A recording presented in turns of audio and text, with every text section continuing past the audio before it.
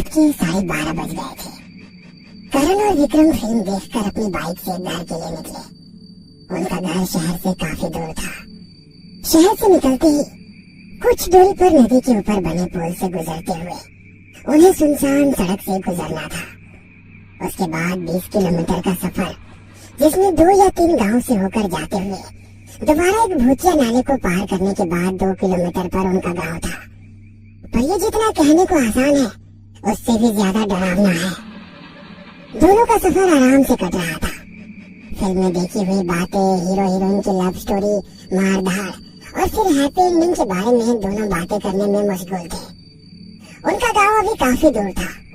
Bike की पिछली seat पर बैठे विक्रम ने कहा, भाई उस भूतिया नाले से गाड़ी जरा तेज चलाना। क्यों, क्या हुआ? अरे अब ये भी मुझे बताना पड़ेगा। अब गाड़ी भगाने को तो बोल रहा है, इसके लिए तुझे तो बताना पड़ेगा ना। मतलब तुम्हारे घर वालों ने या तुम्हारे दादा दादी ने कुछ भी नहीं बताया? क्या नहीं बताया? ज्यादा नाटक मत कर। आसपास के 10 गाँव के लोगों को पता है और तू अनजान बनने का नाटक कर रहा है। वैसे इस बारे में हम कल सुबह बात करेंगे यार। अभी घर चलते हैं, ठीक है? अरे कल किसने देखा है? और वैसे भी एक भले आदमी ने कहा है, कल करे सो आज कर, आज करे सो अभी। इसलिए तू अभी मुझे बताना क्या बात है।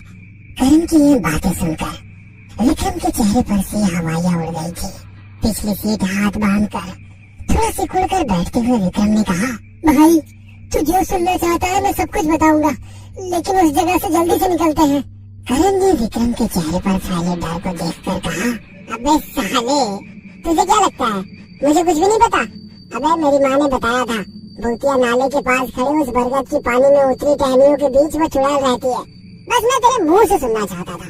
और एक बात, ये सारी बातें बकवास है यार, क्योंकि मैं आज तक इतनी दफा यहाँ से गुजरा हूँ, लेकिन मुझे आज तक कोई चुड़ैल नहीं दिखी। अरे भाई नहीं दिखती तो अच्छा ही है ना, बस आज भी ना दिखे ये कामना करते हुए वहाँ से तेजी से निकलते हैं, क्योंकि आज अमावस है और आज वो शिकार करने बाहर निकलती है।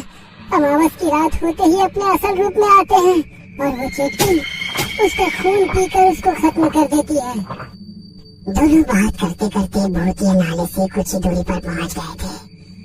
नाले के नजदीक खड़ा बरगद का पेड़ दूर से भी काफी विशाल दिखाई दे रहा था। उस बरगद के पेड़ की तरफ देखते हुए करण ने कहा, अच्छा उसका असली रूप तूने देखा है? मतलब तूने खुद कभी अनुभव किया है क्या? मतलब पिछली अमावस को मैं अपने खेत की तरफ जा रहा था। दोपहर की कड़ी धूप पड़ी हुई थी। मैं अपने ही धुन में चल रहा था। चलते चलते मैं उसी बरगद के पेड़ के नीचे पहुंचा और तभी मुझे किसी ने आवाज लगाई। आवाज सुनकर मैं रुक गया, क्योंकि आवाज जानी पहचानी सी लग रही थी। मैं ध्यान से सुना, लग रहा था जैसे कोई करा रहा है और कराते हुए मुझे आवाज दे रहा है। मैंने चौंक कर उस ऊंचे और घने बरगद के पेड़ की तरफ देखा। नाले के किनारे खड़े उस बरगद की टहनियों से निकली कुछ जड़ें जमीन तक पहुंच रही थी, तो कुछ नाले के पानी को छू रही थी। हवा के हल्के झोंके से वो धीरे धीरे हिलती नजर आ रही थी, मानो उन जड़ों के बीच कोई मौजूद है जो मुझे घूर घूर कर देख रहा है। डर के कारण मेरा गला सूख गया था और दोबारा वही आवाज मैंने सुनी। इस बार मेरा नाम लेकर कह रहा था, विक्रम, विक्रम यहाँ से चला जा, वरना मारा जाएगा, चला जा। वो आवाज मैंने पहचान ली। किसकी आवाज थी? रघुनाथ की, जो शहर में पढ़ाई के लिए गया था। ये रघुनाथ कौन है? हमारे गांव के आगे एक छोटी बस्ती में रहता था। हम स्कूल में एक ही कक्षा में थे। आगे की पढ़ाई के लिए वो शहर गया। पिछले साल दिवाली की छुट्टियां बिताने के लिए वो गांव के लिए निकला। वो गांव आने वाली आखिरी एसटी थी, जो रात 10 बजे पहुंचती थी। गांव से कुछ ही दूर गाड़ी का टायर पंचर होने की वजह से रघुनाथ को गांव से थोड़ी दूर उतरना पड़ा। चलते चलते वो भूतिया नाले के पास पहुंचा। तभी बरगद के पेड़ के पास उसे एक औरत खड़ी दिखाई दी, जो रघुनाथ को मदद के लिए पुकार रही थी। शायद वो औरत भी उसी की तरह एसटी से उतरी होगी, ये सोचकर वो उस औरत की मदद करने लगा। पर जैसे ही रघुनाथ उसके पास जाता, वो औरत उस जगह से दूर नजर आती। वो दोबारा उसी जगह गया, पर वो औरत फिर दूर नजर आई। ऐसा करते वो बरगद के पेड़ के पास पहुंचा और वो औरत एकदम से गायब हो गई। रात का समय होने की वजह से वहाँ काफी सन्नाटा पसरा हुआ था। रघुनाथ ने चारों ओर नजरें घुमाकर उस औरत को ढूंढा कि तभी एक चीख की तरह औरत की हंसी उस सन्नाटे को छीनती हुई उसके कानों पर पड़ी। कुछ दिन गांव में अच्छे से रहा और फिर शहर चला गया, पर एक दिन अचानक वो हॉस्टल से गायब हो गया। लोगों ने खूब ढूंढा, पर महीनों बाद भी उसका कोई अता पता नहीं। मुझे यकीन है उस चेटकिन ने ही रघुनाथ को मार डाला होगा। फिर क्या हुआ? फिर क्या होना था? उस कड़ी धूप में भी मेरा बदन सिहर उठा। मैं जोर से वहां से भागकर सीधे घर पहुंचा। मेरी हालत देख माँ और बाबा दोनों घबरा गए। मैंने सारी हकीकत उनको बताई।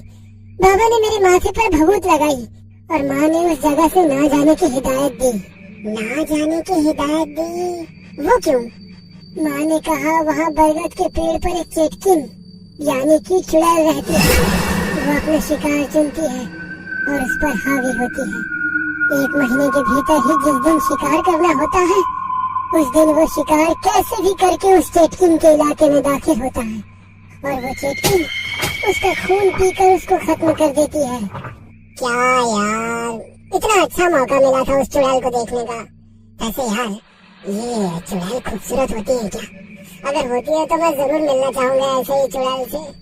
करण के मुंह से निकलते हुए शब्द के साथ ही उसकी गाड़ी एकदम से बंद हो गई और गाड़ी की स्पीड कम होते होते उस नाले पर जाकर रुकी जहाँ से विक्रम जल्द से जल्द निकलना चाहता था। गाड़ी नाले के ऊपर बने लकड़ी के पुल पर खड़ी थी। पुल के नीचे से बहने वाली पानी की धीमी आवाज रात के सन्नाटे में साफ सुनाई दे रही थी। उस कच्ची सड़क के दोनों तरफ छोटी मोटी झाड़ियों के बीच कुछ जुगनू हवा में मंडराते नजर आ रहे थे।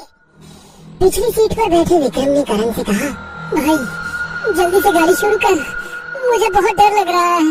विक्रम की डरी सहमी आवाज सुनकर करण ने कहा, अरे शुरू तो कर रहा हूँ, पता नहीं क्या हुआ है। पेट्रोल भी है, अचानक इसे क्या हो गया है? लगता है ये भी चुड़ैल से मिलना चाहती है। इतना कहकर करण था कि मार के हंसने लगा कि तभी विक्रम डरी सहमी आवाज में बोला, भाई तूने वो आवाज सुनी? किसकी आवाज? और दोनों चुपचाप उस आवाज को सुनने की कोशिश करने लगे। रात के उस गहरे सन्नाटे में से आवाज आ रही थी, एक अजीब सी आवाज, लकड़ी को नाखून से कुरेदने की आवाज। फिर वो आवाज कहाँ से आ रही है ये दोनों को भी समझ नहीं आ रहा था। अब वो आवाज धीरे धीरे तेज होने लगी। डर के कारण विक्रम का तो गला सूख गया था। तभी ना चाहते हुए भी विक्रम की नजर नाले के किनारे कुछ दूरी पर खड़े उस बरगद के पेड़ पर गई। वो बड़ा सा वृक्ष रात के अंधेरे में किसी राक्षस की तरह लग रहा था। उसने झट से अपनी नजरें उस पेड़ पर से हटाई और सामने सड़क की ओर देखा, पर सामने वाला नजारा देखकर समझ लगा। वो अकेला उस पुल के ऊपर खड़ा था। न करण वहाँ पर था, न उसकी वहाँ पर बाइक थी। डर के कारण उसकी आवाज उसके गले के अंदर ही अटक कर रह गई। उसे पता था कि अब वो उस चुड़ैल के चंगुल में फंस चुका है और यहाँ से निकलने का कोई रास्ता नहीं है। उसने मन में ठान लिया कि वो गांव जाने वाली उस सड़क पर तेजी से दौड़ते हुए निकलेगा। तभी उसे किसी के घसीटने की आवाज आने लगी। डर के कारण उसने अपनी आंखें बंद कर ली और हिम्मत जुटाई। अब बगैर पीछे मुड़े वो वहां से भागने वाला था। उसने आंखें खोली और सामने सुनसान पड़ी उस सड़क पर नजरें पड़ते ही उसकी धड़कन ही रुक गई। कोई पुल के दूसरे छोर पर खड़ा नजर आ रहा था। उसने ध्यान से देखा, वो एक औरत थी। काली साड़ी पहने वो औरत बरगद के पेड़ को ही देख रही थी। लग रहा था उस पेड़ को देखकर वो मन ही मन खुश हो रही थी। उसके खुले बाल हवा में लहरा रहे थे जो काफी लंबे दिख रहे थे। और अगले ही पल उस औरत ने विक्रम की ओर देखा। उसका चेहरा देखकर विक्रम का दिल जोर जोर से धड़कने लगा। उसका चेहरा सफेद पड़ चुका था, बिल्ली की तरह लाल आंखें विक्रम के ऊपर ही टिकी हुई थी और उसके हाथ इंसान की तरह नहीं थे, बल्कि किसी जहरीले सांप की तरह लहरा रहे थे। रात के गहरे सन्नाटे में विक्रम को अपने दिल की धड़कनें साफ साफ सुनाई दे रही थी। विक्रम की डरी सहमी नजरें उस चुड़ैल पर ही टिकी थी कि तभी झट से उस चुड़ैल ने विक्रम पर हमला किया और सब कुछ शांत हो गया। अगले दिन धीरे धीरे विक्रम को होश आने लगा। आंखें खुलने का नाम ही नहीं ले रही थी, पर कानों पर पंछियों की चहल पहल सुनाई दे रही थी। साथ ही कुछ लोगों की भी आवाज आई जो आपस में बात कर रहे थे। तभी उसे एक जानी पहचानी आवाज सुनाई दी। उसने धीरे धीरे आंखें खोली। सब कुछ अजीब सा नजर आ रहा था। सर पर मंडराते पत्थर, सर के ऊपर से बहता नाले का पानी, ऊपर से नीचे लटकी झाड़ियां। ये सब इस तरह क्यों दिख रहा है? अपने आसपास देखा तो उस बरगद के पेड़ की जड़ों से वो घिरा हुआ था। तभी उसकी नजर उन लोगों पर गई। गांव के कुछ लोग उस लकड़ी के पुल पर खड़े नीचे पानी में कुछ देख रहे थे। उसकी भी नजर नीचे नाले के पानी में गई। पानी में उनकी भाई पड़ी थी। ये देखकर विक्रम जोर जोर से लोगों को आवाज लगाने लगा। हे हरि काका, मुझे बचाओ, मैं यहाँ हूँ, इन जड़ों के बीच फंसा हूँ। अरे अब्दुल्ला चाचा, मुझे बचा लो। पर भी सब पुलिस को जानकारी देने में व्यस्त थे। तभी उसके कानों पर वही जानी पहचानी आवाज पड़ी। अब कोई फायदा नहीं। वो आवाज रघुनाथ की थी। विक्रम ने चौंक कर आवाज की तरफ देखा, पर बरगद के पेड़ के नीचे आने वाली जड़ें ही दिखाई दे रही थी, लेकिन आवाज तो उन्हीं जड़ों के बीच से आ रही थी। तभी एक जड़ पर उसकी नजरें टिकी और वो सन्न रह गया, क्योंकि रघुनाथ जड़ों के बीच नहीं बल्कि खुद सूखी सी जड़ बनकर बरगद के पेड़ से उल्टा लटक कर झूल रहा था। उसकी नजर अपनी बाईं तरफ गई। फांसी में करम आंखें बंद करके लटका था और विक्रम ने खुद को देखा। उसका भी बदन पूरी तरह से सूखकर जड़ बनकर उल्टा लटका हुआ था। तभी पेड़ के बीच उसकी नजर गई। वही चुड़ैल पेड़ के बीचों बीच एक टहनी पर बैठी लकड़ी के पुल पर खड़ी उन लोगों की भीड़ की तरफ देख रही थी। शायद उसने अपना अगला शिकार चुन लिया था।